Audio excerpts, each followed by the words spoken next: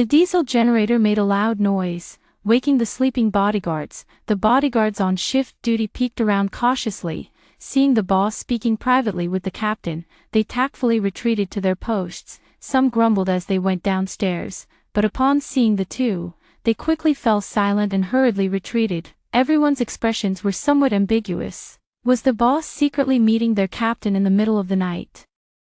So it turned out she wasn't interested in the most muscular No. 01, but rather the most handsome captain. Indeed, this is an era that values looks. Tang Xiaoman touched her nose, showing that she didn't care about the gossip. In the apocalypse, who would care about such things? They couldn't really harm her in the slightest. Zhou Chen put away the diesel generator and asked her formally, "Miss Tang, is there anything else you need?" Seeing his serious demeanor, Tang Xiaoman couldn't resist the mischievous urge to tease him. "It's not convenient to talk here.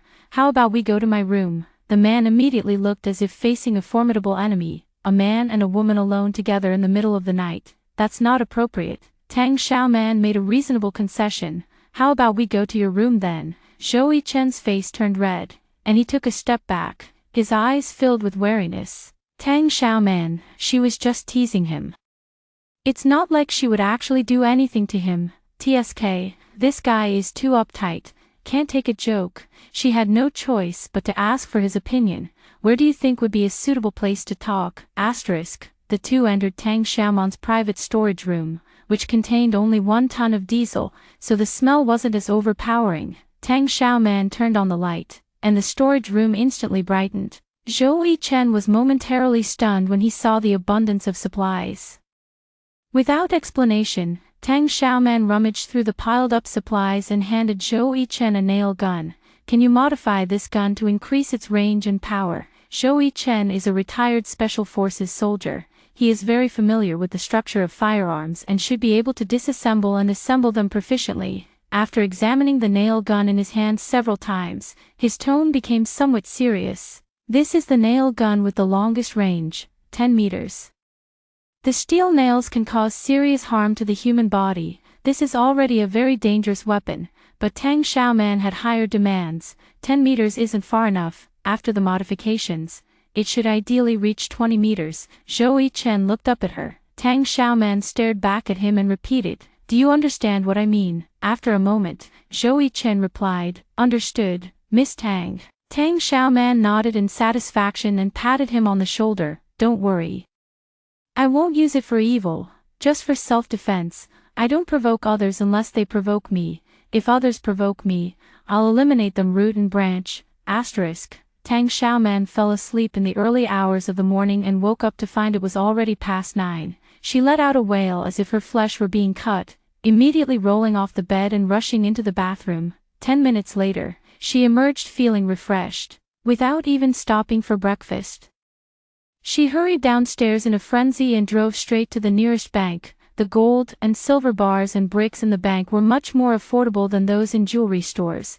Tang Xiaoman bought 10 caddies of gold bricks and 10 caddies of silver bricks in one go. She wanted to test how much the space would expand in area and volume after absorbing these gold and silver. If 10 caddies of gold bricks and 10 caddies of silver bricks could purchase the same amount of space, then buying silver bricks would obviously be more cost-effective. Tang Xiaoman returned to the car and first stored the gold bricks in the space. She used her consciousness to check the space, and sure enough, the gold bricks had been swallowed. The living area expanded by 0.5 square meters, and the space volume increased by 5 cubic meters. She quickly threw another 10 caddies of silver bricks into the space. After the silver bricks were swallowed, the virtual screen showed that the living area expanded by 0.005 square meters, and the space volume increased by 0.05 cubic meters. This result was within Tang Xiaoman's expectations. It seems the space is truly discerning. Cheap goods can't fool it. Tang Xiaoman went to jewelry stores and jade shops again, purchasing various gemstones, diamonds, jade pieces, and ornaments. She tossed items of equal value into the space, then checked the expanded living area and space volume. Finally concluding, jadeite offers the best value for money. Tang Xiaoman checked her account balance. There was less than 60 million left. paying the final installment for the renovation and purchasing an escape pod would cost around 10 million, and she still needed to continue stockpiling supplies. The money she had once worried about not being able to spend was suddenly not enough. She set aside 10 million in cash and used the rest to buy gold bars and jadeite. After feeding all these items into the space, the jade bracelet's quality improved further.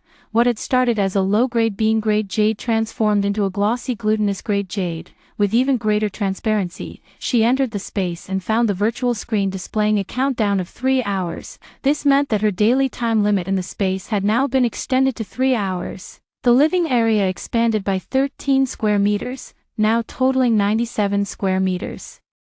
Transforming from a 2-bedroom to a 3-bedroom layout, the space volume also increased by 110 cubic meters, reaching a total of 290 cubic meters. Seeing the space more than double in size, Tang Xiaoman instantly felt as energized as if she had been injected with adrenaline. After exiting the space, she planned to continue driving to stock up on supplies, but shortly after setting off, the car's tire went flat. She got out to check, only for a group of burly men to suddenly appear from nowhere. Each of them had bare arms covered in dragon and phoenix tattoos, looking like tough characters not to be trifled with. Tang Xiaoman showed no fear, raising her eyebrows as she asked, "What do you want?" Under the clear sky and broad daylight, the apocalypse had yet to begin. She didn't even dare to act recklessly. Yet these people had the audacity to commit violence in broad daylight. "Heh, little lady.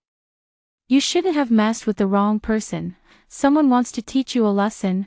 The leader, a man with a vicious scar across his face, grinned menacingly. The men following behind him were all wielding baseball bats, just waiting for their leader's command to attack together. Although the girl before them was very beautiful, making them swallow hard with desire, but who told her to offend someone she shouldn't have? For money, they had no choice but to follow orders, to break her limbs and teach her a painful lesson. Tang Xiaoman sneered coldly and said slowly, "Wait a moment." The crowd, she opened the car door and, using the motion of leaning forward as cover, pulled out a chainsaw from her space. The chainsaw roared to life, emitting a terrifying sound. This is universally recognized as the ultimate thug pacifier. A dozen grown men turned pale with fear, none daring to charge forward. Tang Xiaoman switched from defense to offense, thrusting the high-speed chainsaw directly toward Scarface. Scarface didn't dare to fight back and immediately turned to flee. With their leader gone, the remaining men became a disorganized mob, scattering in an instant like birds and beasts. "TCH, can't you come up with something new? So lame." Tang Xiaoman gave a thumbs down to the fleeing guys in disdain. She put away the chainsaw, took out a jack from the trunk, and changed the spare tire herself. After 4 years of surviving the apocalypse, there was nothing she couldn't handle on her own. Just as she got into the car, Tang Xiaoman received a call from the owner of an outdoor water sports equipment store. "The 4 reserved escape pods and 10 oxygen packs have arrived." Tang Xiaoman directly gave the boss the address of the rented garage and asked him to send someone to deliver them. The 2 Team Edition 15-seat escape pods filled the garage to the brim, leaving the remaining 2 Family Edition escape pods and 10 oxygen packs to be placed outside the garage. Tang Xiaoman settled the final payment with the boss and asked if he could help her get 50 more gas masks and 20 sets of hazmat suits. The boss agreed immediately. "I can ask a friend for help and get them to you soon. The quality is absolutely guaranteed, though the price might be slightly higher. Money is not an issue," Tang Xiaoman said without hesitation. Paying the deposit up front, the boss left cheerfully. Tang Xiaoman entered the garage and swiftly stored the 2 Team version escape pods into her space. She reorganized the supplies in the living quarters, stacking everything that could be stacked together, utilizing the space all the way up to the ceiling. The area of the bathroom and toilet was also expanded, with scattered supplies piled inside. She cleared out the living room, specifically to store the 2 largest Team version escape pods. After leaving the space, she stored the 2 family-sized escape pods and 10 oxygen packs in the garage, then moved them into the space, stacking them in the living room of the residence. With the most crucial survival supplies secured, she felt a bit more at ease. Tang Xiaoman excitedly checked the additional 130 cubic meters of space, feeling the weight of the long road ahead. She wanted to continue her frenzied stockpiling, but what if she ran out of money? Chapter 18. Wanting to recruit him for her own use, Tang Xiaoman exited the space, walked out of the garage, and had just settled into her car when she received a phone call. "Finally got hold of you, so you changed your number," said the voice on the other end. It was that young policeman. Tang Xiaoman asked leisurely, "Are you calling to tell me there's been progress on those who tried to harm me?" "Oh, not that." The young policeman quickly denied, perhaps realizing he had denied it too hastily. He added somewhat sheepishly and with less confidence, "The reward for your act of bravery has been approved. The government is awarding you 30,000, and Sunshine Castle Kindergarten is giving you 100,000, totaling 130,000. When you have time, come sign for it, and the money will be transferred to your account." Tang Xiaoman was in need of money, but this sum of over 100,000 wouldn't solve her major problems. She pressed on, "What's really going on with those three people? Can you give me the inside scoop?" The young officer hesitated for a moment before answering truthfully, "The case regarding Shujia has been resolved. 30 days in detention and a fine of 50,000 yuan. Suku was released on bail for medical treatment due to his injuries, so there's no verdict yet. Gu Heng, being a repeat offender, faces additional charges. His case is more complicated and may require at least half a month of investigation before a decision is announced." Tang Xiaoman seemed fairly satisfied upon hearing this and blinked her eyes. "That sounds good. Shujia's 30-day detention means she'll still be held in the detention center when the apocalypse arrives. Gu Heng, as a repeat offender, won't be able to get out of detention anytime soon, no matter how hard he tries to evade the charges. As long as he remains in detention when the apocalypse comes, he won't be able to command his subordinates to combat the floods. Nor will he be able to organize a private team as he did in his previous life. The most important thing is that the detention center's location is not like Tianlai Villa. People could actually drown there. As for that playboy Suk, he's getting off easy for now, but there'll be time to deal with him later. Anyway, whether in this life or the past, she won't let go of anyone who's harmed her." Tang Xiaoman obtained reliable inside information and now had a clear plan in mind. In return, she generously said, "The 30,000 yuan bonus from the government will be entirely used to buy life jackets, and the 100,000 yuan reward from Sunshine Castle Kindergarten will be spent on rescue boats and kayaks. I'll donate all of it to the police station in my name." In the previous life, the flood came too suddenly, causing not only heavy casualties among the people but also claiming many lives among officials. The flood surged violently, collapsing homes, submerging skyscrapers. And even the police station was not spared. Many rescue equipment was lost in the floodwaters, and the shortage of flood fighting supplies led to numerous sacrifices. Having lived a second life, Tang Xiaoman couldn't change the disaster, but she wanted to warn the authorities as much as possible, even though they wouldn't believe her at all. The young policeman was puzzled. "Why are you suddenly donating these things to the police station?" "I have a friend who works at the Meteorological Bureau.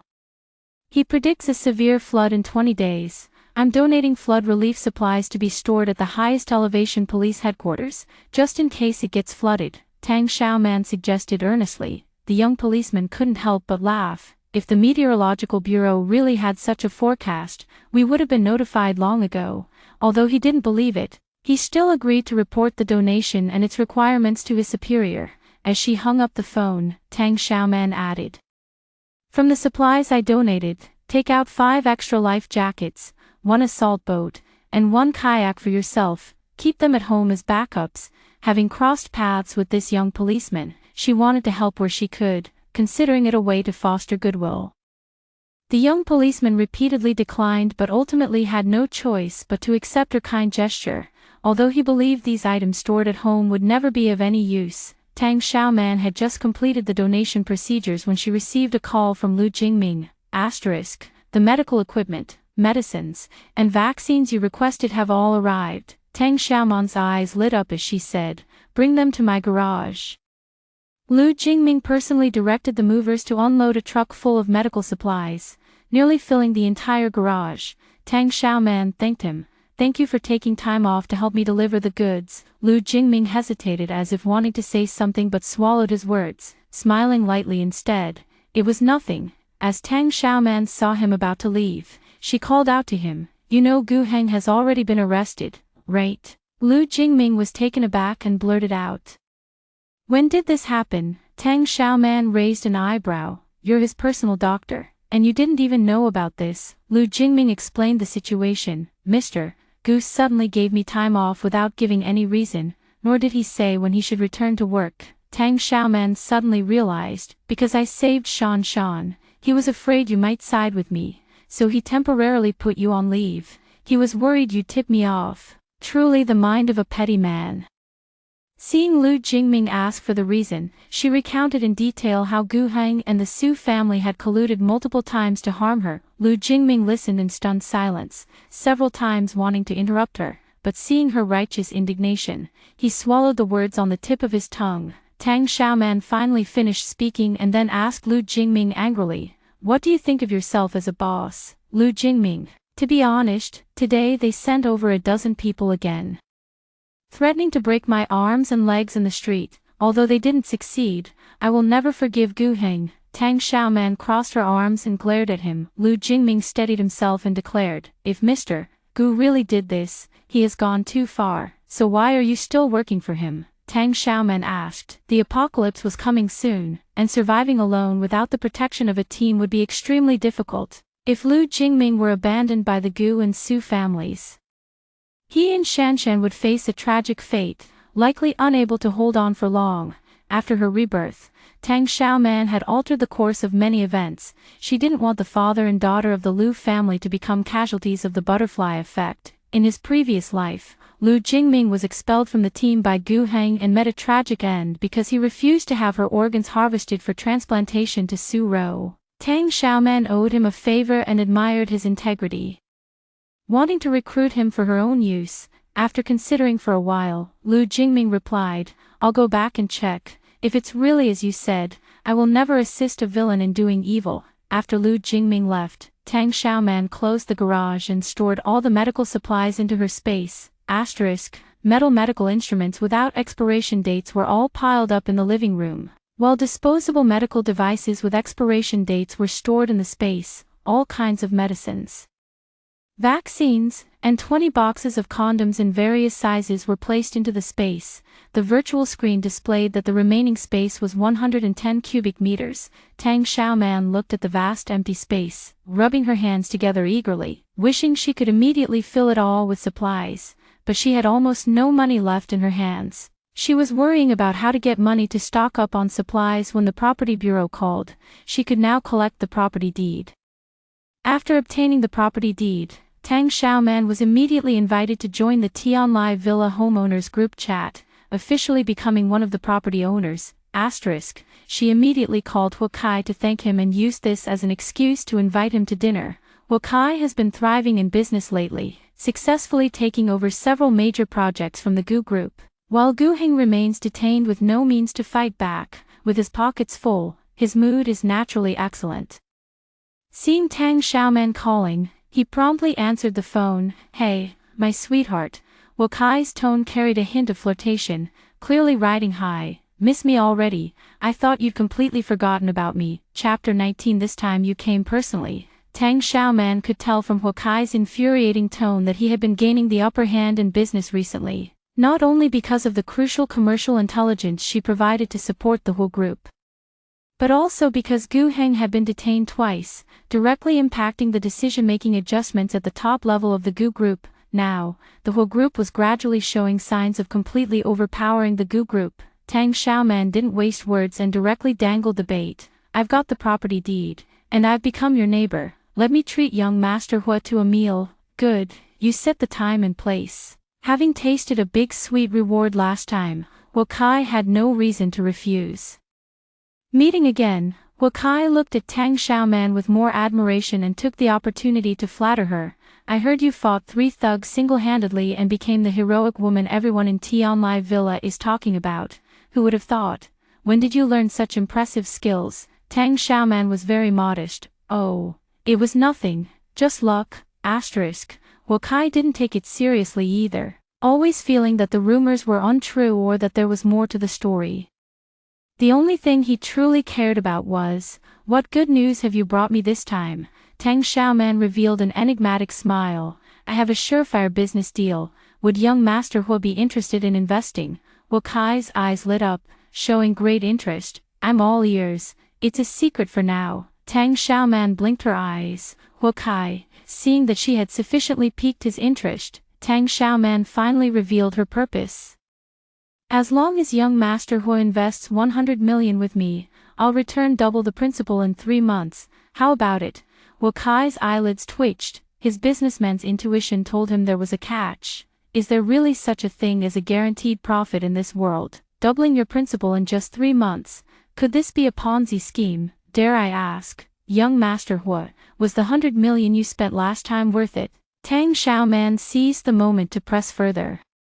At the mention of this, Wu Kai's expression immediately brightened. Worth it, absolutely worth it. Tang Xiaoman asked him, would you be willing to invest again? Absolutely. After finishing the meal, Wu Kai left the restaurant. Once in his car, he couldn't shake the feeling that something wasn't quite right. Although the last time he spent 100 million on business intelligence had brought him enormous profits. This time he had handed over 100 million without even seeing anything in return. Wasn't that a bit foolish? He touched his nose, feeling somewhat cheated, but fortunately, he had made enough money last time, so giving Tang Xiaoman an extra 100 million was nothing. Wu Kai magnanimously decided not to argue with her. Tang Xiaoman's account received another 100 million, and her impression of Wu Kai improved by several notches. He's a shrewd businessman. How could he not see the risks involved in this deal? Yet he paid without hesitation. Drive, this shows he's not a petty person, since she helped him earn enough last time. Even if this 100 million is lost, he'll consider it as a bonus for her, since the other party has been decent. Tang Xiaoman won't let him down either. When the disaster strikes, even if the money is left in his hands, it will rapidly depreciate. By then, she will exchange it for supplies worth 3 times the price, which is far more valuable than holding onto a pile of worthless paper. Now, with an extra 100 million in her pocket, over 100 cubic meters added to her space, and the living area of her space expanding by nearly 20 square meters, she can happily stock up on goods again. Tang Xiaoman was just rolling up her sleeves to get down to business when she realized, once again, that she was being followed. It didn't take a genius to guess who was making trouble for her.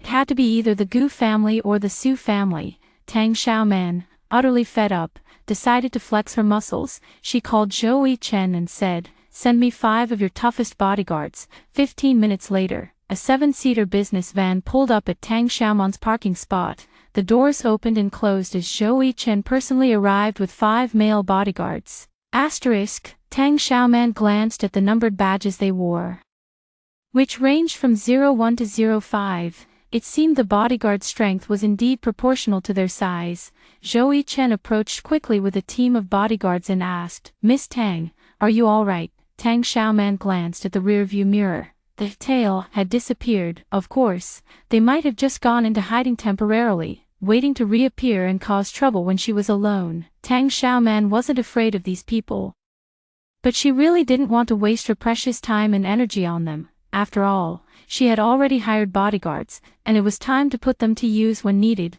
It's fine. Tang Xiaoman put on her sunglasses, curled her lips into a smile, and instructed, 01 stays. The rest can go back with Captain Zhou. The look he gave her was somewhat indescribable. Tang Xiaoman instructed the motionless 01. Get in the car, Zhou Chen, under the envious or jealous gazes of the other bodyguards.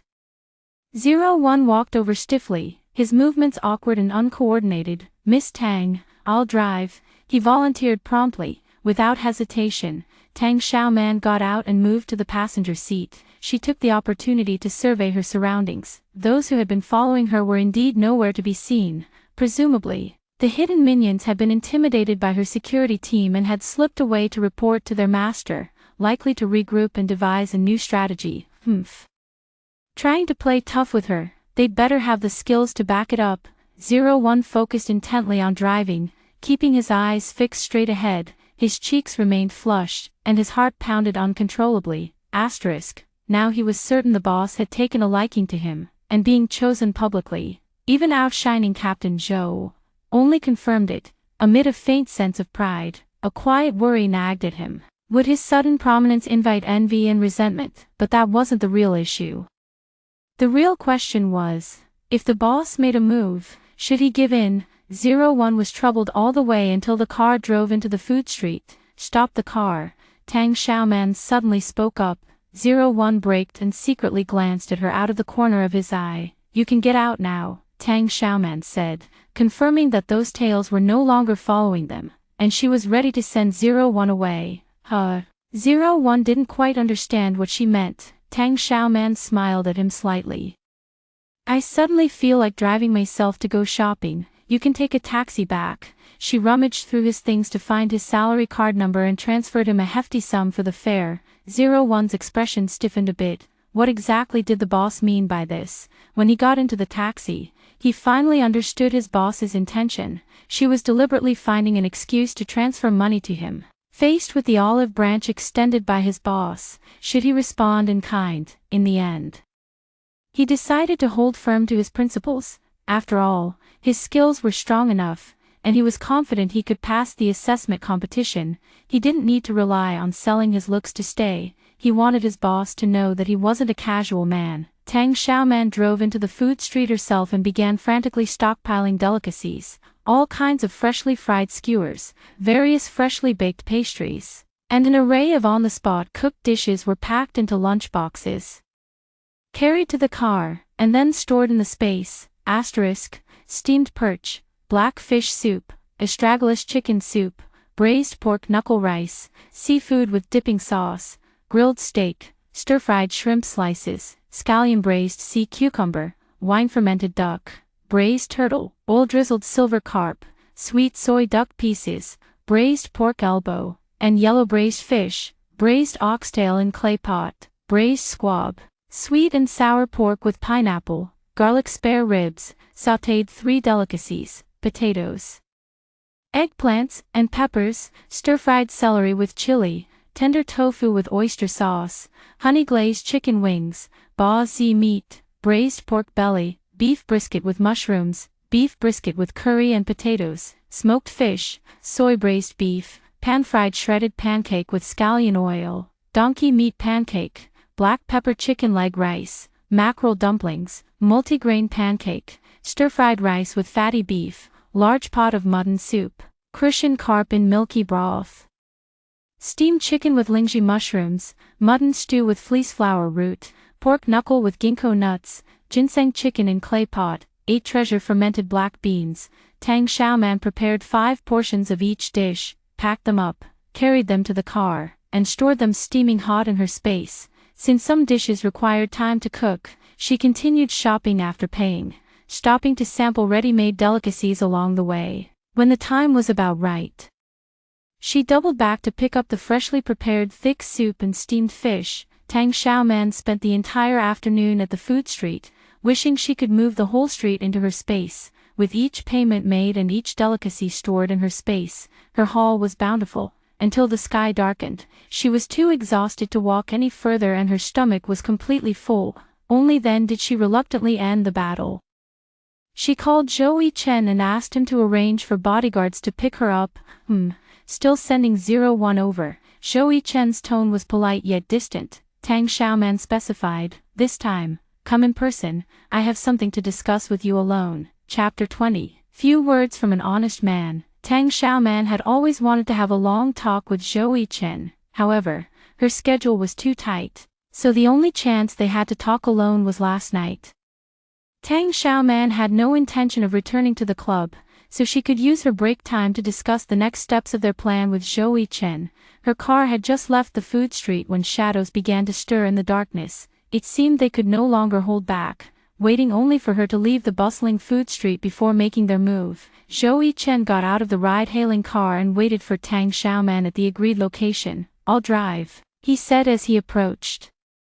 Tang Xiaoman waved her hand, signaling him to take the passenger seat. Zhou Chen didn't say much either, walking around to the other side and settling into the passenger seat. Tang Xiaoman drove the car to the nearby mall's parking lot and turned off the engine. She scanned the surroundings once more. Those shadows had indeed hidden themselves again. It seems the Gu and Su families have suffered several setbacks and losses, making them quite wary of her. seeing bodyguards in her car. They no longer dared to act rashly, just a bunch of clowns. Tang Xiaoman wasn't afraid of them, but she simply couldn't be bothered to waste her time on them. Tang Xiaoman turned her head and asked, "Have you eaten?" "Yes," Zhou Yichen answered promptly, though sparingly. Tang Xiaoman admired this trait of his the most and said with a smile, "Hand it over." Zhou Yichen forwarded the chat records he had captured to her phone, noting the corresponding numbers of the individuals. Instead of rushing to read the chat records, Tang Xiaoman counted the numbers and was shocked.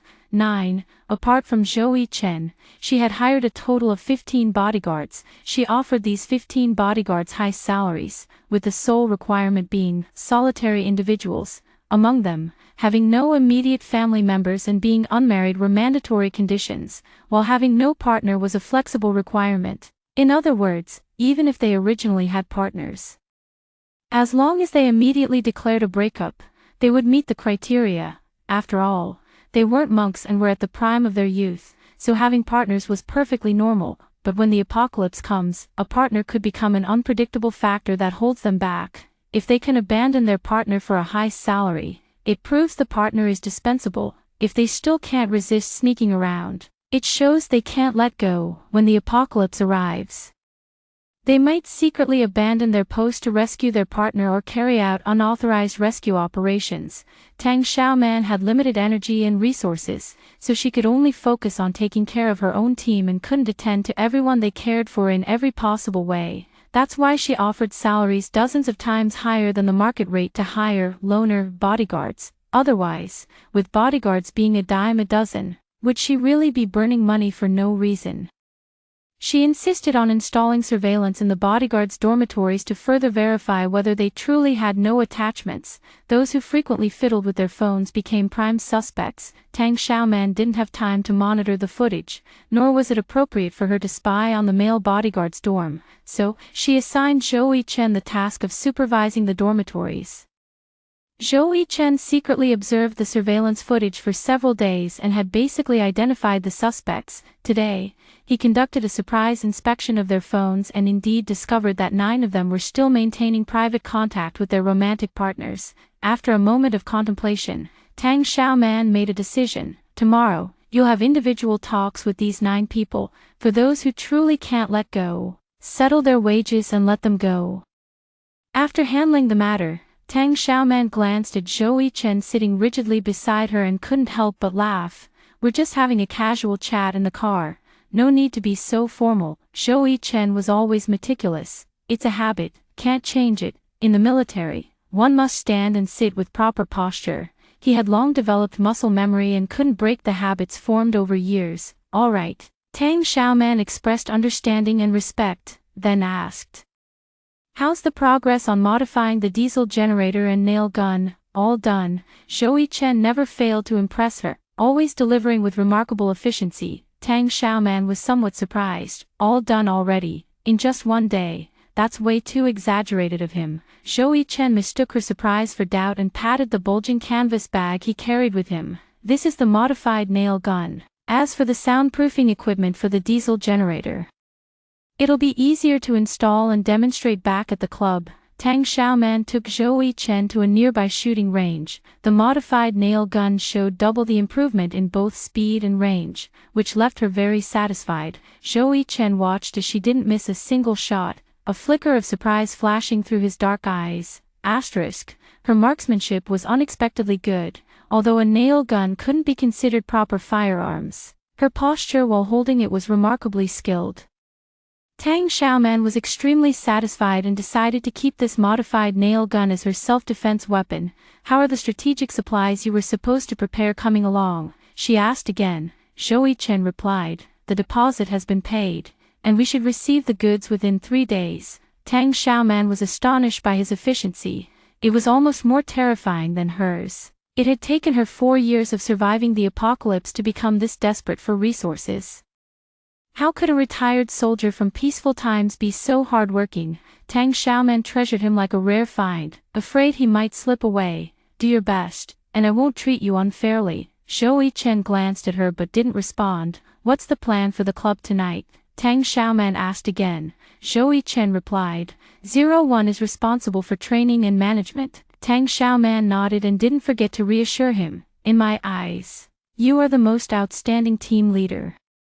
No one can compare to you, not even 01. She needed to make him understand that he was her most favored one. Zhou Chen's mouth twitched, but he remained silent. Tang Xiaoman had grown accustomed to his reticence and didn't mind his aloof demeanor. Her principle for hiring was competence, not sweet talk. Compared to empty words, she naturally preferred someone like Zhou Chen, practical and not overly talkative. That 01 isn't bad either. Seems like a reliable one too. After interviewing those 9 people tomorrow, you'll be fully responsible for the assessment process. Just let me know the final results. She had too much on her plate, so the screening task was delegated to him. Zhou Chen pressed his lips together slightly and lowered his gaze. All right. Tang Xiaoman took Zhou Chen shopping with her, purchasing many sets of tableware, tea sets, and drinkware, from celadone with painted floral designs to crystal glass. They bought items of every imaginable material. After the apocalyptic disaster, even filling one's stomach became an unattainable luxury, let alone these impractical porcelain tableware. They were practically equivalent to luxuries, but she still decided to stock up on some, occasionally indulging her petit bourgeois sentiments. Zhou Chen helped carry the goods while she went all out shopping. After loading the packed porcelain and glassware into the pickup truck's bed, she drove him to the seed market. 300 pounds of various grain seeds, 100 pounds of various vegetable seeds, 50 pounds of various flower and grass seeds, plus 1,000 seedlings of different melons and fruits. The two of them made several trips to load them all into the truck bed. Zhou Chen truly managed to resist asking her why she was buying all these things. He was like a tool person carrying out a task, doing the work without ever uttering a word of complaint. Once they were back in the car, Tang Xiaoman turned to him and couldn't help but ask, I think you're the most qualified bodyguard in the world, so why do you keep getting fired? Chapter 21. A small garden grows in space. Zhou Chen's face darkened, clearly struck on a sore spot. Tang Xiaoman realized her own lack of tact. He had never pried into her affairs, yet she had asked questions that crossed the line. I was just asking casually. If it's inconvenient for you to answer, never mind. She started the car to cover her embarrassment. The car traveled some distance in silence. The man's deep, pleasant voice suddenly spoke up. The first employer wanted me to kidnap a girl he fancied. I refused the job. The second employer asked me to beat up the elderly and weak. I refused that too. The third employer, well, that's the one who recently fired me, compared to his previous 3 employers. At least what Tang Xiaoman asked of him didn't cross his moral line. Tang Xiaoman smiled and said, luckily you fired them, otherwise you wouldn't have had the chance to meet a great boss like me. This new boss of his was indeed not bad. If she weren't a bit too overconfident, she might have been even better. The two returned to the club, and it wasn't even 9 o'clock yet. The bodyguards were peeking around, some even deliberately winking and making faces. Zhou Chen expressionlessly pointed out 4 bodyguards at random, asking them to help move the supplies from the pickup truck's cargo bed. Tang Xiaoman specifically instructed, move them to my room. She didn't mind if Zhou Chen discovered the abundant supplies in the first floor storage room, but she certainly didn't want all the bodyguards to know about them. After the 4 bodyguards had carried all the supplies purchased tonight to the 3rd floor and moved them into Tang Xiaoman's dormitory, she transferred each of them a bonus for overtime work. Thank you, Miss Tang. The 4 of them, seeing the generous tip effortlessly added to their accounts, were all beaming with joy. However, once Tang Xiaoman closed the door, they shamelessly continued downstairs to join in the fun. 07 leaned against the stair railing and teased, Captain Zhou, we didn't expect you to come back tonight. Everyone burst into laughter. They all thought Zhou Chen would be sleeping outside with the boss tonight. Only 01 didn't laugh. 07, after breakfast tomorrow, you'll be the first to enter the office for the talk, Zhou Chen called out. 07 immediately wailed, I was just joking, and I've already broken up with my ex-girlfriend. It's been over for a long time. He was just idly chatting to pass the time when bored. It really wasn't a sign of lingering feelings. Zhou Chen ignored him. his deep eyes sweeping over the crowd with an intimidating calm that instantly silenced the room. The 9 people named today must think it over carefully tonight and give me a definite answer during tomorrow's discussion. Anyone who doesn't meet Miss Tang's requirements should voluntarily withdraw. Tang Xiaoman closed the door and stored all the supplies she had bought tonight into her space. She didn't rush to organize them but instead went to the bathroom to take a hot shower. After finishing her shower and drying her hair, she reopened the door to find that the outside had fallen silent.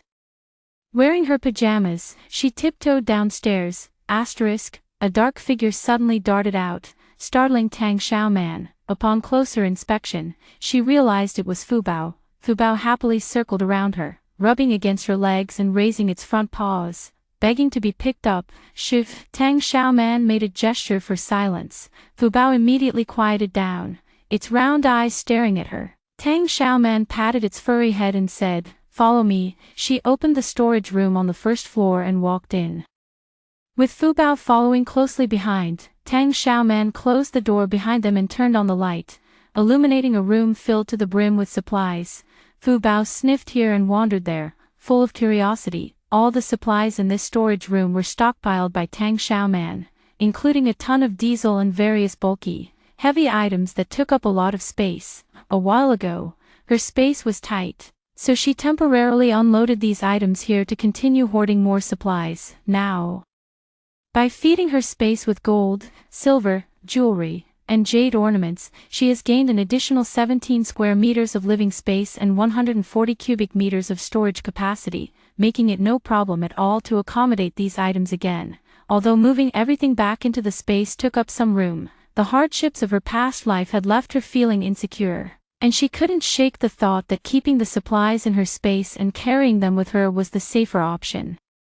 Without hesitation, Tang Xiaoman stored all the supplies from the storage room into her space before going in to organize and arrange them. Since the 80 square meter 2-bedroom apartment had expanded into a 97 square meter 3-bedroom, the height of the house had also unexpectedly increased by half a meter. This undoubtedly added nearly 50 cubic meters of extra volume to the space. Much to Tang Xiaoman's delight, the large appliances she had previously purchased that took up a lot of space, such as 10 large freezers, 5 medical refrigerators, 10 car refrigerators, 20 small space heaters, and 20 air conditioning fans, were all packed by the store and delivered directly to the club. Zhou Chen received and arranged them on her behalf, by saving the space needed to place various appliances and taking advantage of the extra width and height in the living quarters. Tang Xiaoman finally managed to store all the non-perishable supplies in the 3-bedroom apartment, no longer occupying the precious static space. Tang Xiaoman went back into the static space to organize and store the items, looking at the over 100 cubic meters of supplies, including abundant medical supplies and medications. She felt delighted. The abundance of supplies indeed gave her a strong sense of security, and her mood relaxed considerably. But with over 100 cubic meters of space freed up again, it reignited her impulse to hoard supplies frantically, eager to fill every inch of space with goods. Just as Tang Xiaoman was about to exit the space, she accidentally discovered a small garden had appeared. Outside the balcony of the living quarters, a 10 square meter garden had unexpectedly emerged. It was like a secluded paradise, with stars and the moon seemingly embedded in the sky. Yet the touchable height was the same as the ceiling of the living quarters. Nevertheless, this is still an incredible new discovery. Tang Xiaoman's heart raced with excitement, her palms sweating. She hurriedly searched through her space for the vegetable seedlings she had purchased that evening, planting 3 chili peppers, 3 cucumbers, 3 garlic bulbs, and 3 tomato plants. If the planting truly succeeded, it would mean that even after the apocalypse arrived, she would still possess a patch of pure land where she could grow fresh fruits and vegetables, never having to worry about the day her food supply might run out, because she possessed land that could be cultivated. It was an endless source of new hope. Tang Xiaoman was so excited that she lost track of time. When she left the space, she found herself back in the storage room on the first floor and couldn't help but sigh. Well, she had been too impatient. It would be safer to enter the space only after returning to her own dorm room. She glanced at the countdown timer in the space with her consciousness, trying to calculate how long she had stayed there, but she was shocked by what she saw. the countdown actually showed 5 hours and 32 minutes. What's going on? Not only has a small garden grown in the space, but the countdown has also doubled. The space is being way too generous. Tang Xiaoman was stunned.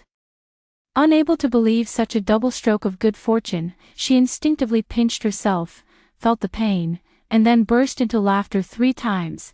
After laughing, she found it eerie again. A person laughing loudly in an empty storage room would indeed be quite frightening if seen by others. Fortunately, it was very late now, and no one knew she would be in the first-floor storage room, because only she could open it.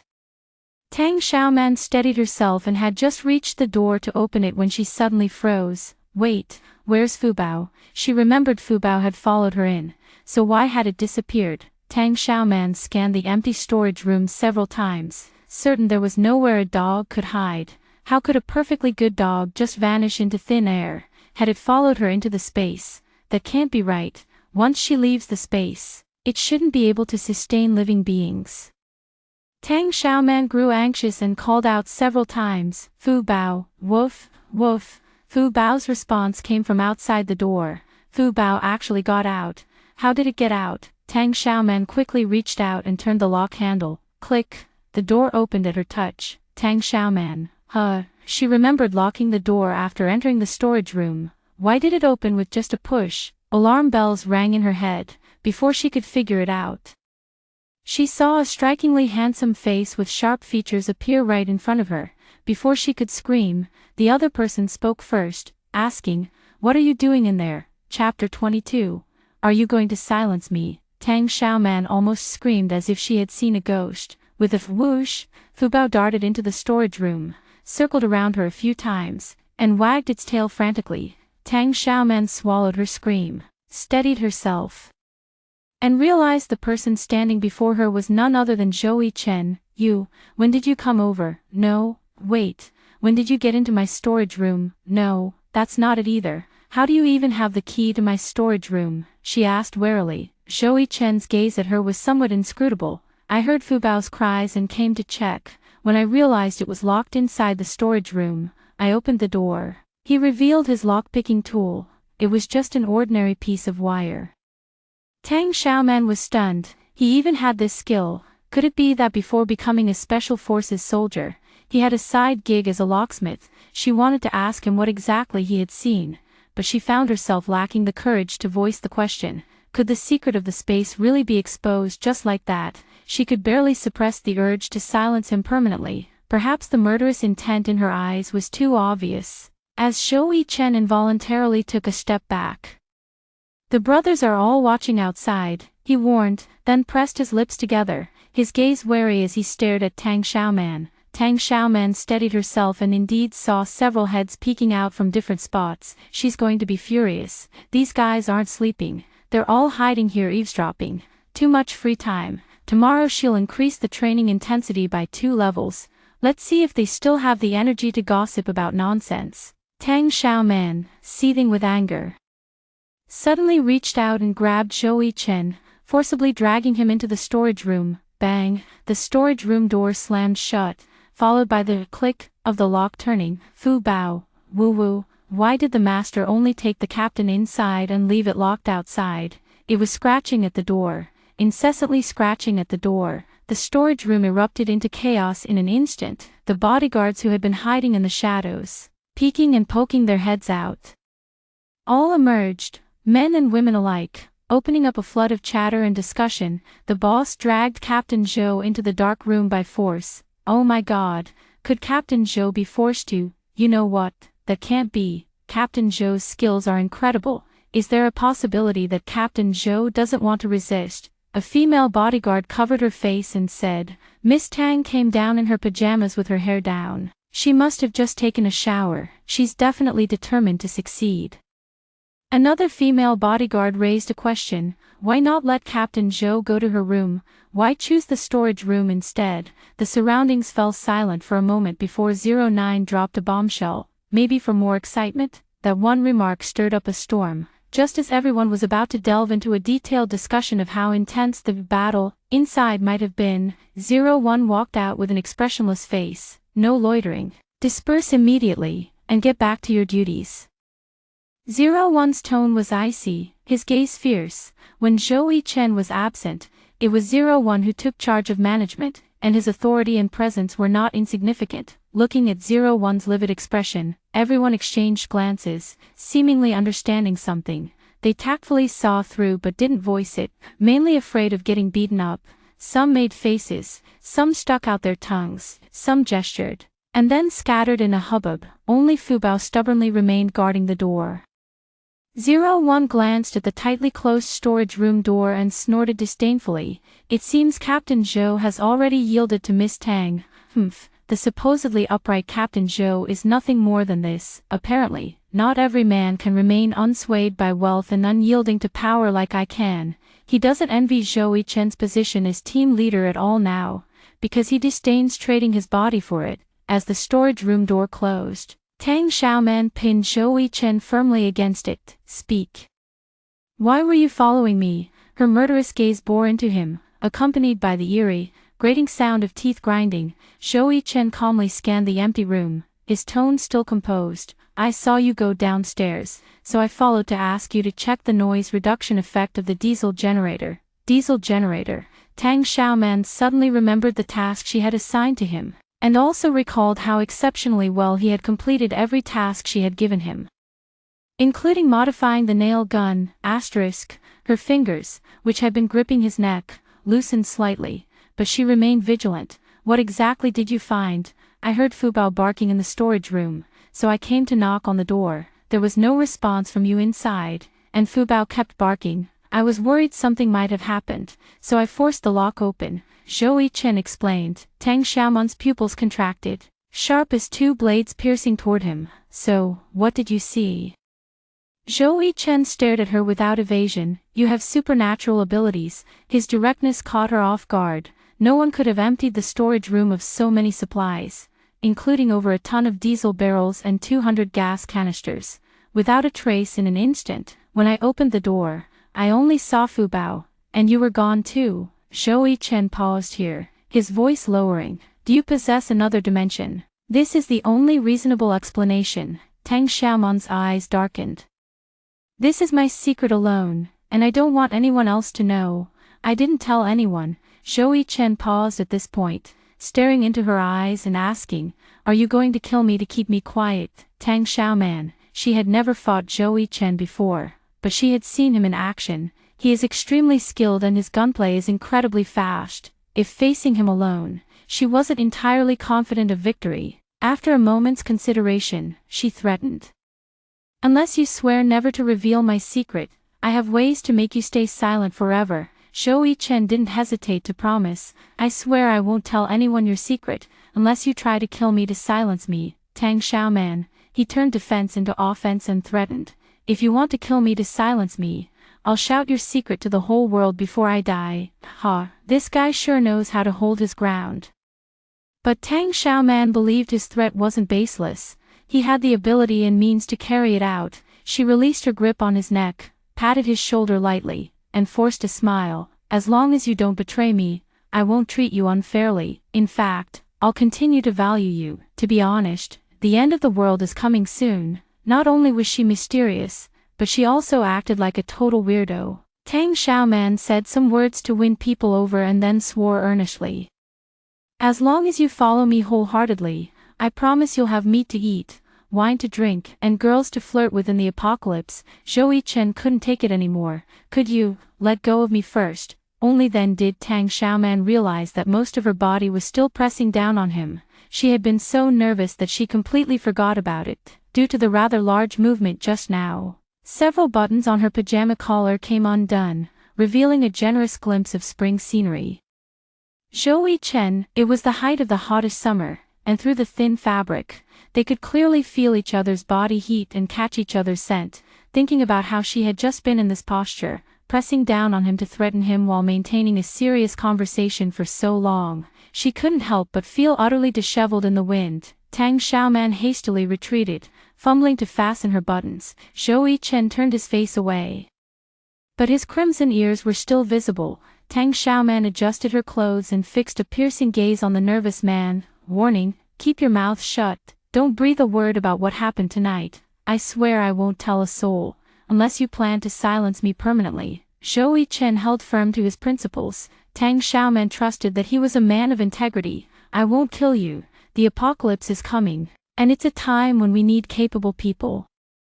You're so useful. How could I bear to kill you? Here we go again. Chapter 23. Captain Zhou, did you get overtime pay last night?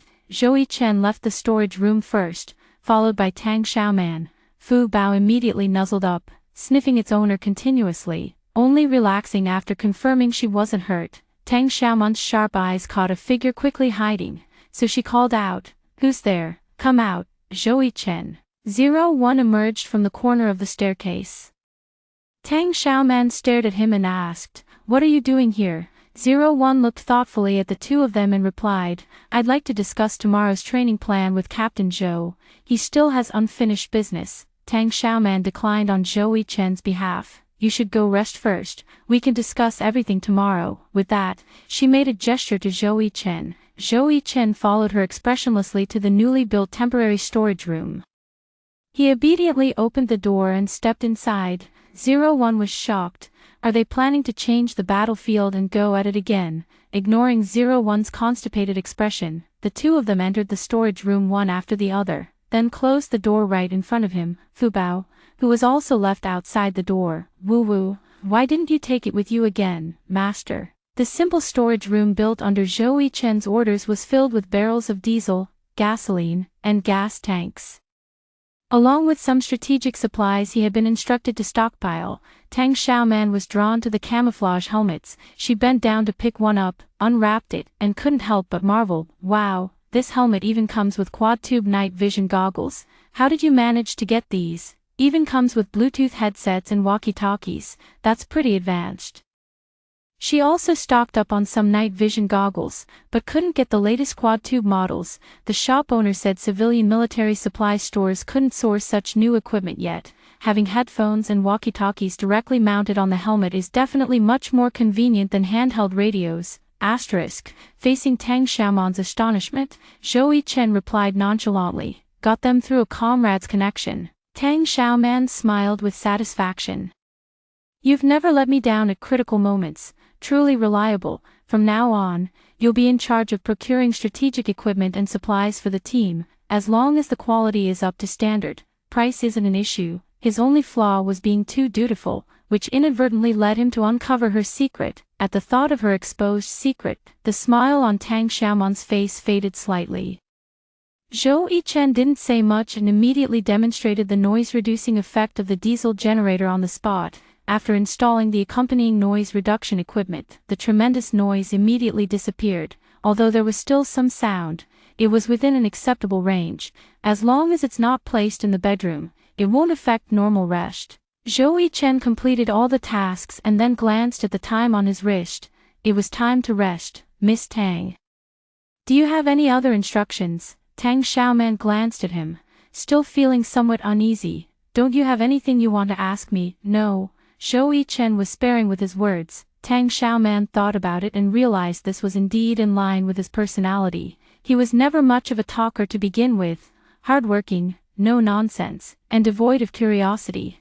Truly heaven sent as a tool. Until Tang Xiaoman found a suitable new tool, he was still quite handy to use. The next morning, the bodyguards washed up and headed to the dining room for breakfast. The breakfast cart from the nearby diner has arrived, serving steaming and hearty meals onto the plates, with 3 different flavors of porridge ladled into bowls. Everyone gets a standard of 4 dishes and 1 soup, the aroma wafting through the air. Fu Bao's food bowl was specially topped up with an extra marrow bone, which he happily gnawed on. The bodyguards ate with delight, not forgetting to tease and gossip. Who knows what time Captain Zhou returned to the dorm last night? 01 should know. I saw him loitering downstairs for quite a while. The sentry from last night dropped a bombshell of a hint. All eyes turned in unison toward 01, some filled with sympathy, others with schadenfreude, and still others with meaningful glances. 01 nearly choked, finally forcing out a stiff reply after a long pause. "I don't know." The crowd exchanged knowing looks but found it inappropriate to press further. Only 07 had the audacity to walk straight into the line of fire. shamelessly asking Zhou Chen, "Captain Zhou, did you get overtime pay last night?" The boss was very generous, giving them a hefty tip just for helping her move some goods. For someone at Zhou Chen's level, this kind of overtime must have earned him a fortune, especially since the boss is so beautiful. Even without overtime pay, they'd probably be willing to work extra hours. Too bad she only had eyes for Captain Zhou. Before 07 could finish speaking, Zhou Chen slammed down his porridge bowl, his tone icy. 07, come to the office, the rest of you, line up immediately. Anyone not outside the door when it's their turn for questioning will have their wages settled and be dismissed on the spot. Woof, Fu Bao abandoned his bone, baring his teeth to cheer for the captain. A chorus of groans erupted. Everyone was blaming 07. His big mouth couldn't even stay shut during a perfectly good meal. Now it's settled. With Captain Zhou angry, no one gets to eat. Tang Xiaoman returned to the dormitory at 11 last night. She had originally planned to download some video materials or something, but she was simply too exhausted, yawning non-stop. She simply gave up and went to sleep. Waking up, there's still the rush to stock up on supplies and figure out how to expand the living space. So much to do. Tang Xiaoman decided to delegate the task of downloading video materials, finding someone to help her complete it. Who would be the right person for this? Zhou Chen is equally busy. Other bodyguards might face elimination, but only no. 01 seems reliable. Among the 9 individuals summoned for the talk this time, 01's name was not included. Given his proven capabilities, the likelihood of him being eliminated is relatively low. After finishing her morning routine, Tang Xiaoman directly retrieved a breakfast from her space. She ate the warm meal heartily, feeling refreshed and ready to start a new day. After changing her clothes and heading downstairs, she passed by the second-floor dining area and noticed only 6 people having breakfast, with Fu Bao also missing. "Hey, where is everyone else?" she asked 01, who was sitting there eating. 01 looked up and glanced at her. "They've all gone to line up outside the office, waiting to be interviewed by Captain Zhou." Tang Xiaoman had almost forgotten about this matter. But fortunately, Zhou Chen would never forget. He does things by the book, methodically and systematically, making him the most reliable model employee a boss could ask for. Tang Xiaoman handed 01 a laptop bag, along with a large-capacity hard drive and USB flash drive, instructing, "Download all kinds of videos, encyclopedic materials, and e-books for me, everything you can find online. I want it all." 01 put down his chopsticks and looked at her with a deep gaze. "What specific types do you need?" "All types." "You also need to create a categorized summary. For example, TV series, international films, entertainment shows, cultural performances, spring festival galas, and so on. Also include encyclopedic knowledge and various e-books. You can search in national-level digital libraries, but remember to label the directories clearly for easy access and reference." After assigning the task, Tang Xiaoman turned around and called out, "Fu Bao." Fu Bao immediately rushed out of the captain's office and headed straight for her owner. Tang Xiaoman waved at it and took the dog out to attend to important matters. The remaining bodyguards no longer felt like eating. They all gathered around, curiously examining the brand-new laptop bag, a very expensive one from a high-end brand. The remaining 5 people winked and made faces at 01. 01, open the laptop bag and take a look. We're really curious about what's inside. The boss even gave you a branded laptop. That's really generous. The boss asked you to download videos. Must be those pretty spicy little movies. It seems that besides Captain Zhou, 01 is the boss's other favorite. Hey, 01 is secure. No need to worry about being eliminated in the assessment 3 days later. Both Captain Zhou and 01 have successfully latched onto a golden opportunity.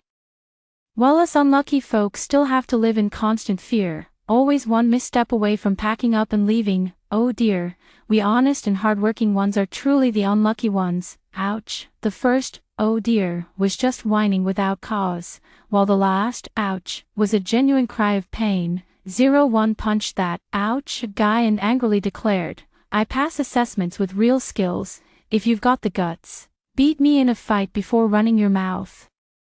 I'm not the kind of man who'd sell himself out for wealth and status." The punched one immediately behaved, but those who weren't hit still had itchy mouths.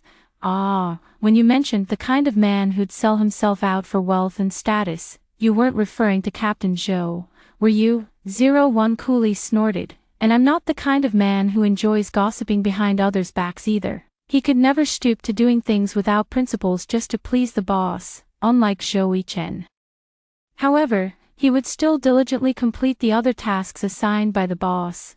01 carrying the laptop bag and lifting the heavy bundle of hard drives and USB sticks, he muttered to himself, what exactly does she mean by doing this? Could it be another new trick she came up with to find an excuse to get close to him? Chapter 24, High Temperature. Tang Xiaoman took Fu Bao out and immediately felt dizzy from the scorching sun. It was only a little past 7 in the morning.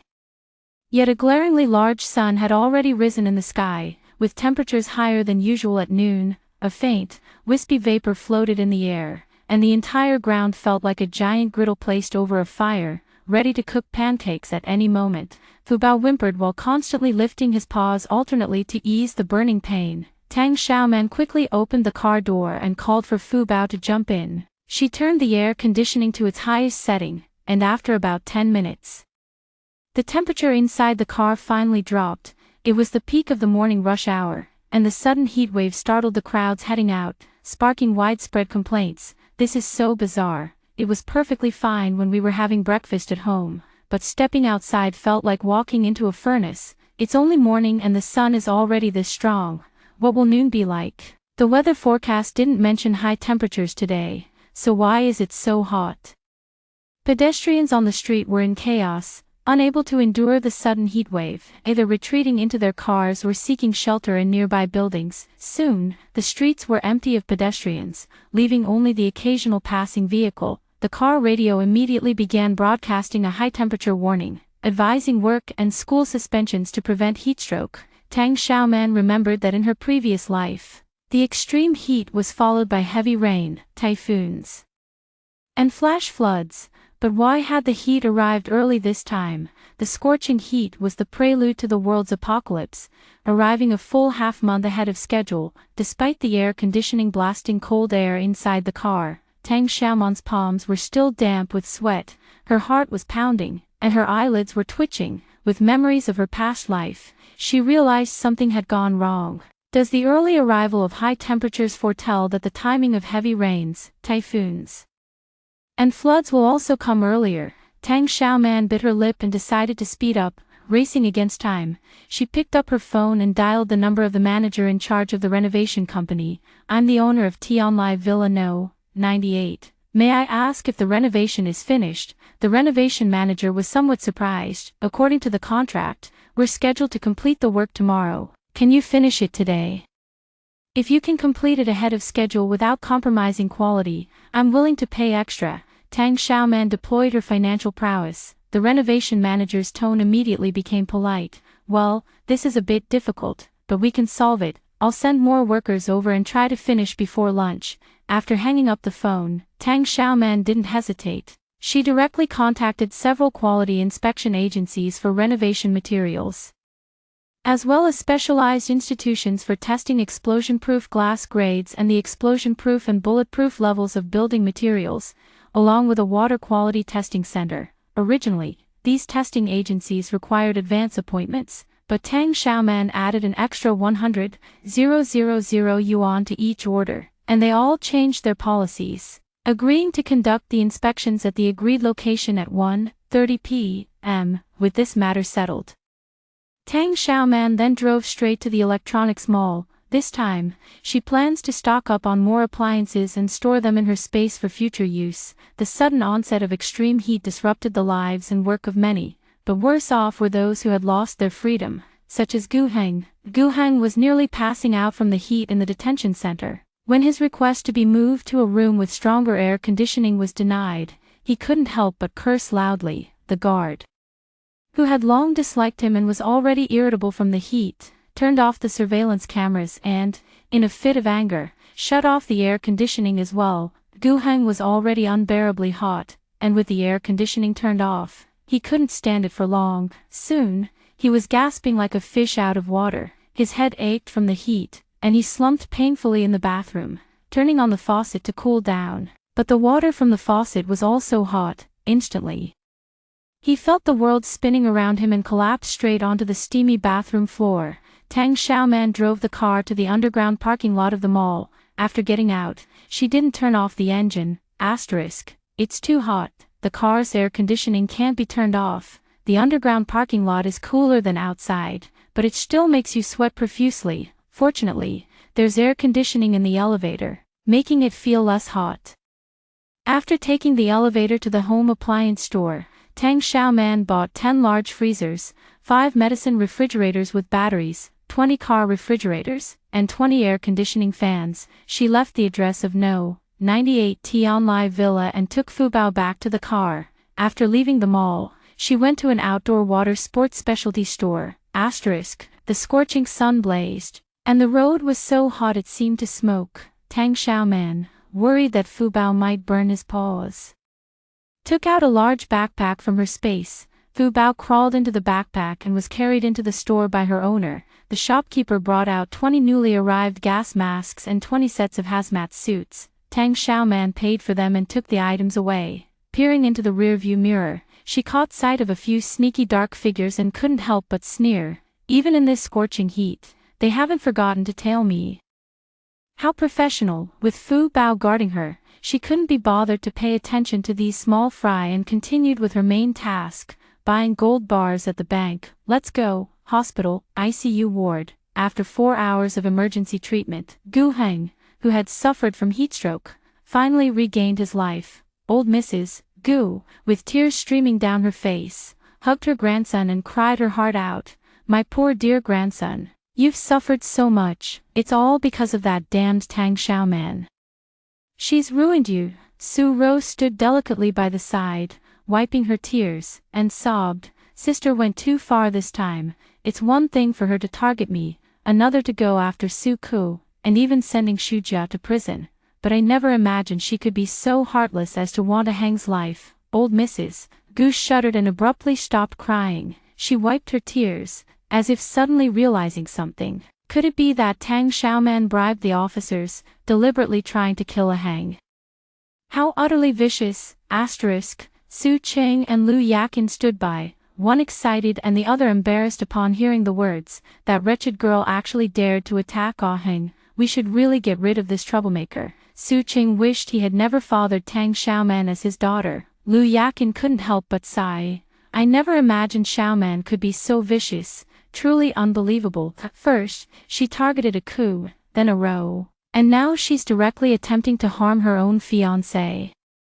She's becoming more and more extreme. Su Cheng directly expressed his stance to Gu Heng on the hospital bed. That wretched girl has gone completely mad and can no longer be tolerated. Whatever you decide to do with her, just say the word, and I'll assist unconditionally. Gu Heng had just narrowly escaped death and was feeling utterly exhausted. He never expected that because of Tang Xiaoman, he would almost lose his life. When she first started the strike, he thought she was just throwing a tantrum to get his attention. It was his carelessness and underestimation of the situation that led him into such a passive predicament. When he realized that Tang Xiaoman's temperament had drastically changed and she was completely beyond his control, he decided to teach her a harsh lesson, making her regret her actions deeply. His plan was to first break off the engagement with Tang Xiaoman, then arrange for her to be kidnapped and gang-raped. After that, he would secretly imprison her, using her as a backup blood bank and organ donor for Su Ro.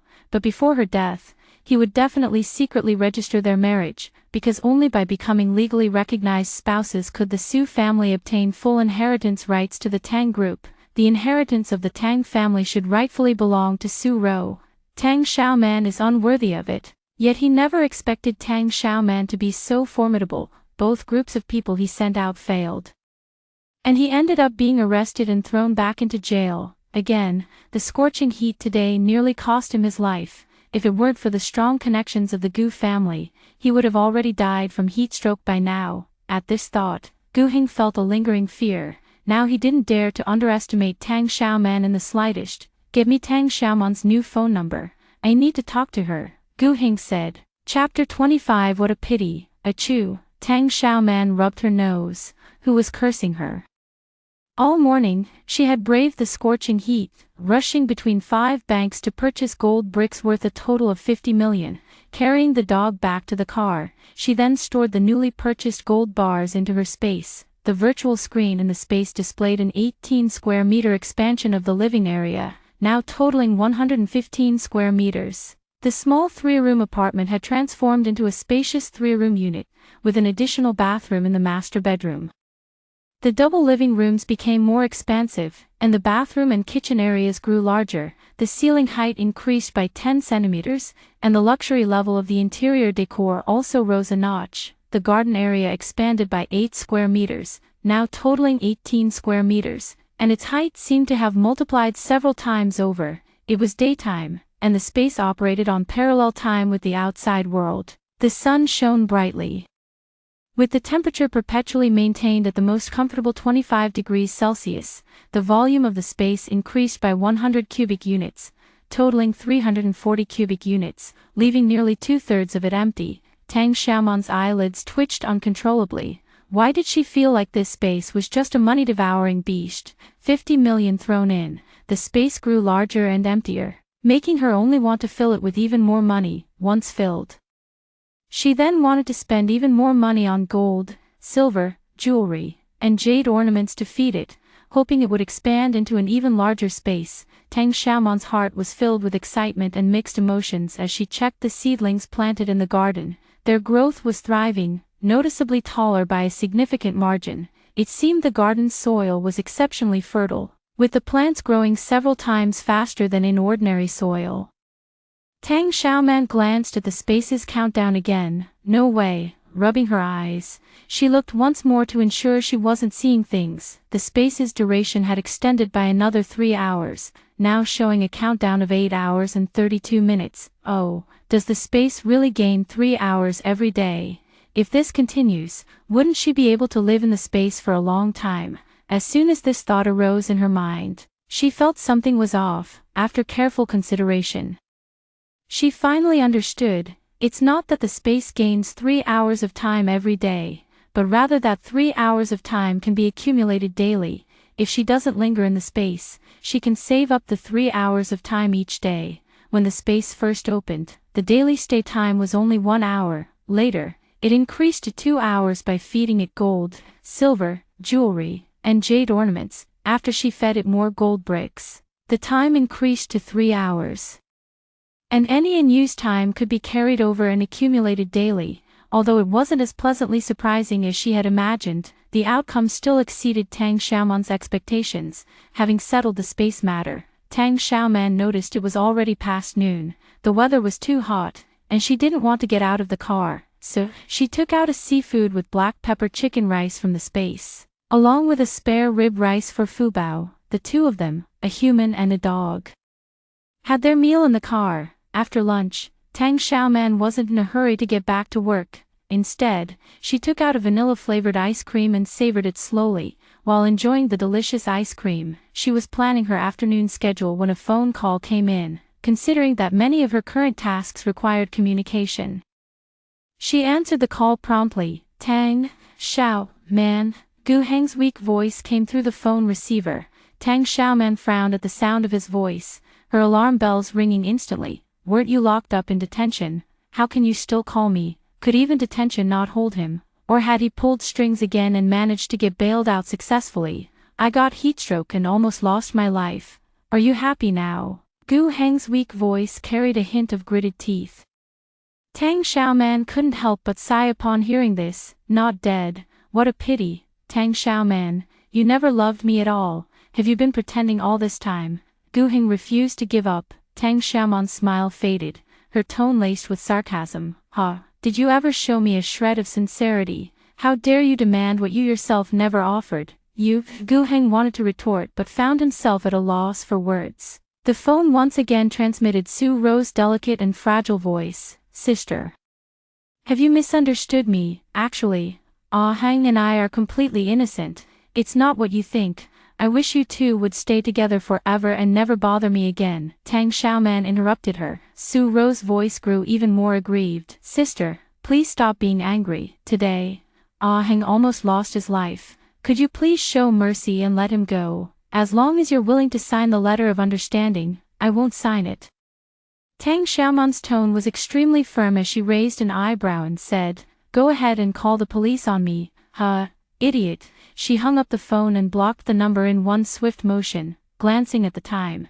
Nearly 1 o'clock. She realized she still had plenty of important tasks to attend to. Wasting even a second more on such trash would be a sin. In the hospital's intensive care unit, Su Ro was crying, her tears falling like pear blossoms in the rain. Lu Yakin comforted her sobbing daughter while trying to calm her furious husband. She sighed helplessly. "This time Tang Xiaoman has really gone too far. I don't even know what to say anymore." Su Qing was beside himself with rage. "I disown this daughter. From now on, we sever all father-daughter ties. Even if she dies out there, it has nothing to do with me." Su Ro looked at Gu Heng with tearful eyes and choked out. Grandmother personally went to her door to ask her to sign the letter of understanding, but she actually had her bodyguards block her, didn't even let her step inside. A flash of ruthlessness crossed Gu Heng's pale, weak face. His original plan was to break off the engagement with Tang Xiaoman first, then kidnap her and have thugs take turns violating her to vent his hatred. After that, he would imprison her to serve as Su Ro's backup blood bank and spare organ supply. Who dared her to openly oppose him? But he would find a way to obtain the marriage certificate before her death, so that Su Qing could secure the full inheritance rights of the Tang family. In his view, the Tang family's inheritance should rightfully belong to Su Ro. To help Su Ro indirectly acquire the Tang family's shares, he had condescended to enter into an engagement with Tang Xiaoman. Yet her current arrogant behavior had thoroughly enraged him, making him disregard the matter of inheritance and focus solely on taking her life. He gritted his teeth and ordered his new assistant, "Hire elite bounty hunters from the world's top assassin rankings. I'll pay 10 million to take Tang Xiaoman's life." Tang Xiaoman drove to Tianlai Villa, only to find that representatives from several quality inspection agencies had already arrived. It seems that as long as the price is right, even the hottest weather can't stop workers from wanting to earn money. The 2-row houses had been transformed into an impregnable fortress, 3-meter-high walls, a 3-meter-wide thick iron gate. Not even a cannon could blast through it in a short time. The heavy iron gate slowly opened as Tang Xiaoman's pickup truck drove in. However, the 2 vehicles from the quality inspection agency following her stopped outside. The staff braved the scorching heat, stepped out of their cars, and quickly walked through the villa's main entrance. The manager from the renovation company had already arrived. Upon seeing the client, he beamed with a smile and stepped forward to shake hands, only to freeze in his tracks at the sight of the imposing German shepherd behind her. Tang Xiaoman waved her hand to decline the gesture and got straight to business. "Is everything completed?" Seeing that she had directly brought along the quality inspection team, the manager couldn't help but smile wryly. "Our workers just finished the final touches during their lunch break. Miss Tang, your efficiency is truly impressive. Cooperate with each other to save time." Time was extremely precious to Tang Xiaoman. She briefly glanced at the courtyard. Everything was arranged according to her specifications, including the newly dug well. "Let's get started." Tang Xiaoman instructed several teams of quality inspectors. "Everyone, take your positions." The decoration material quality inspection team checked for excessive harmful substances in both the courtyard and indoor renovations. The specialized agency testing explosion-proof glass and the blast-resistant ratings of building materials needed to work outdoors. Meanwhile, the water quality testing center staff collected samples from the well. The 2 connected villas are equipped with a powerful fresh air system and central air conditioning system. Not only can they regulate the indoor temperature and humidity in a timely manner, but they can also adjust the temperature and humidity in the courtyard. The only drawback is the staggering electricity consumption, requiring 3 main circuit breakers to power the entire building's fresh air and central air conditioning systems. Normally, such high-powered temperature control and ventilation systems are used in large office buildings, making their application in ordinary residential villas somewhat wasteful. Apart from the high electricity usage, this system really has no other flaws. For example, today, it's scorching hot outside to the point of being unbearable, but inside the villa, it's pleasantly cool, just too comfortable. Those inside don't even want to leave.